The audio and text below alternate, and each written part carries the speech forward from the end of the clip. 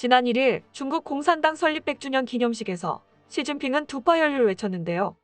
중국의 대드는 외부 세력은 14억 인민이 쌓은 철의 만리장성에 부딪혀 머리가 박살나고 피가 철철 흐를 것이라는 뜻입니다. 전쟁 중에나 나올 법한 무서운 말인데요. 그러나 그 말에 베이징 천안문 광장에 운집한 청년들은 환호했습니다. 전쟁 준비에 심혈을 기울여라. 시진핑 주석은 중국 해병대 기지를 방문해 대만과의 전쟁 대비의 경계를 늦추지 말 것을 당부하며 명령했습니다. 유사시 대만 상륙작전에 중국 해병대가 동원된다는 점을 강조하기 위함인데요. 이에 대만에서는 대만이 한국과 같은 병력을 갖추고 있어야 한다는 여론이 일어나고 있습니다.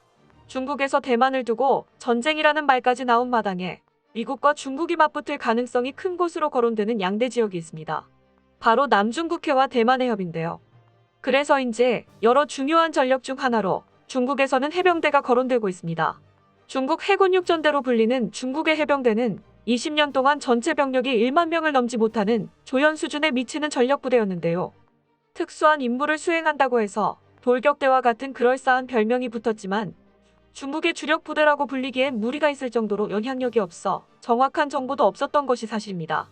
하지만 시진핑 주석 집권 이후 중국 해군 육전대는 급속하게 발전해 당초 1만 명을 넘지 못했던 해병대 병력은 3만 명으로 늘어날 정도로 커졌습니다. 그 외에 해군 특수대대인 자오룽 돌격대를 해병대 특수작전여단으로 개편하고 항공병여단과 공중돌격대대를 신설했습니다. 중국 공산당은 해군 육전대의 병력을 증강하고 편제를 정리한 뒤 무기와 장비에 대한 보강도 진행했는데요. 2010년대 들어서 주요 작전 장비로 사용했던 노후한 GTS-63A 대신 GBD-05 장갑차를 대거 확충해 주요 전력으로 삼았습니다.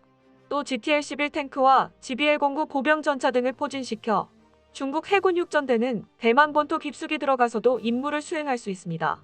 특히 GTQ-15 경영 탱크를 추가해 중국 해병대는 독자적으로 중등 강도의 육지작전을 수행할 능력을 갖추게 됐습니다.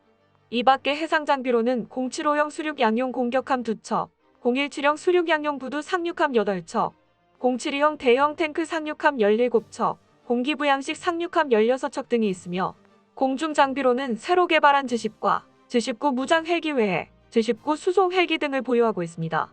병력과 편제 장비가 속속 갖춰짐에 과거엔 전통적인 상륙작전이 고작이던 중국 해군 육전대가 이젠 대만 타격 시 주력 부대의 역할로 자리매김하게 된 것입니다. 중국 해군 육전대 전쟁 대비 움직임에 대만도 한때 존폐 여부가 논란이 됐던 해군 육전대의 전면적인 재정비와 대규모 전력 강화에 나서고 있습니다. 대만 해병대, 정식 명칭은 중화민국 해군 육전대입니다. 하지만 쓸모없는 조직이라는 평가를 받으며 해체와 개편을 반복하다 현재는 9,000명 규모의 편제가 되었는데요. 대만은 58억 대만 달러를 들여 최신형 상륙 돌격 장갑차 AAV-7A1 RAM-36대를 구매하였습니다. 이 장갑차는 대한민국 해병대가 KAAV-P7A1이라는 명칭으로 110대를 운용 중인 AAV-7A1 상륙 돌격 장갑차의 최신 개량형인데요. 올해 24대, 내년 12대를 인수해 대만 해군 육전대의 90대 규모의 상륙 돌격 장갑차 전력을 구축할 수 있게 된 것입니다. 하지만 모두가 아는 것처럼 대만은 중국 본토를 침공할 수 있는 나라가 아닙니다. 대만의 모든 군사력도 철저하게 방어 작전에 짜여 있죠. 그런 대만이 공격용 무기로 분류되는 상륙 돌격 장갑차를 구매하며 대만 해군 육전대를 본격적인 공세지향적 부대로 운용하려고 하는 것입니다. 중국의 선전포고에 만반의 준비를 하고 있는 대만이지만 규모뿐만 아니라 군사력 차이에서도 대만은 중국과 비교가 되지 않다는 사실은 대만 자국민들도 잘 알고 있습니다. 이에 대만의 한 군사 전문 사이트에서는 대만이 한국과 같은 전력을 확보해야 한다는 글이 올라와 화제가 되었는데요. 최근 한국 군사들이 훈련에 열중하고 있는 모습이 눈에 띕니다. 특히 모든 군대는 디지털화되어 있고 모니터링됩니다. 모든 병사도 센서 착용을 하고 있어 총격 중 심각한 부상이나 사망 시 즉시 알릴 수 있어 전장을 신속히 빠져나갈 수 있습니다. 우리 군은 이런 훈련 모드를 가지고 있는지 궁금합니다. 한국의 군복무 기간은 약 2년으로 대만과 마찬가지로 모든 남성들이 병역의 의무를 집니다. 하지만 놀랍게도 한국 사회 어디서도 병역을 기피하는 현상은 없는데요. 유명인들도 모두 병역을 당연하게 생각하며 병역의 의무를 다합니다. 이는 우리가 반성해야 할 부분입니다. 솔직히 한국의 전투력은 이미 중국과 일본, 대만을 넘어섰다고 봅니다. 아마도 장기간 북한과 대치하고 있어서 그럴 수도 있습니다. 대만은 비록 작지만 만약 대만이 한국과 같은 국방력을 지녔다면 지금처럼 불안해하지도 않고 적에 맞설 수 있을 것입니다. 이 글에 대만 네티즌들도 공감한다며 많은 댓글을 달았는데요. 한국군의 정교함은 확실히 대만군을 타격하고도 남지. 우리 군이 한국군처럼 강하다면 상륙하는 인민해방군쯤은 쉽게 죽일 수 있을 텐데. 한국은 대만처럼 해협이 있는 게 아니니까 경각심이 더 높아 자연히 군사력도 높을 수밖에. 대만군도 한국군처럼 강해지게. 대만 해군 육전대의 전력 강화 소식과 동시에 한국 전력에 관심을 갖는 것은 한국 해병대가 미국의 뒤를 이어 세계 2위 군사력을 확보하고 있기 때문인데요. 뿐만 아니라 대만 독립에 대해 대만 내부 여론의 지지가 확고하지 않은 이유도 있습니다. 대만 대다수 시민들은 중국과의 통일이나 독립이 아닌 일단 현상 유지를 원하며 전쟁은 더욱이 원하지 않는다고 이야기합니다. 그리고 현상 유지를 하기 위해서 방어는 꼭 필요하다고 생각하고 있죠. 그렇기에 한국과 같은 전력이 필요하다는 여론이 불기 시작한 것입니다. 중국도 대한민국 해병대를 견제하는 움직임이 두드러지고 있습니다.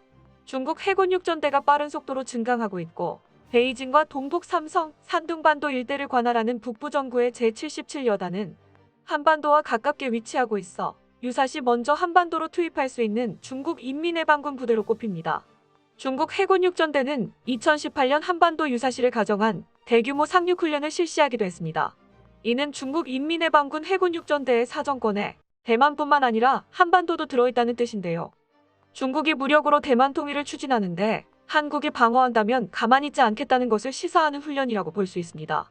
최근 한국을 둘러싸고 중국과 일본에서 해병대 3국지가 펼쳐지고 있지만 한국 해병대는 동북아시아에선 견줄 상대가 없을 정도로 강력하다는 평가를 받고 있습니다.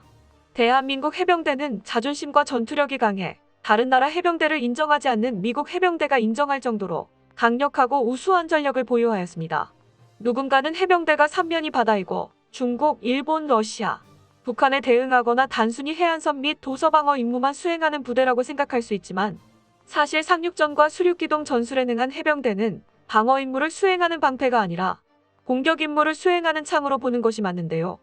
미국의 군사 전문가조차도 대한민국 해병대를 적의 침투를 방어하는 역할로 사용하는 것은 커다란 전력 낭비라고 말할 만큼 대한민국 최정예 공격 부대입니다.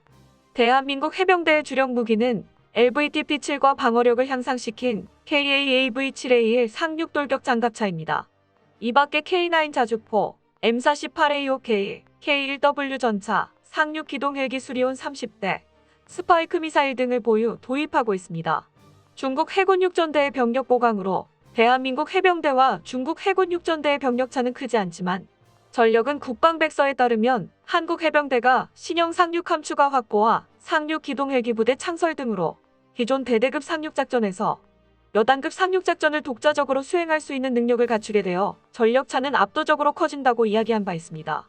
4월 26일 방위사업추진위원회는 해병대 상륙 공격 헬기 도입 계획을 결정해 2031년까지 1조 6천억 원을 투입해 국내 방산업체가 개발하는 공격 헬기 24대를 구매한다고 전했습니다.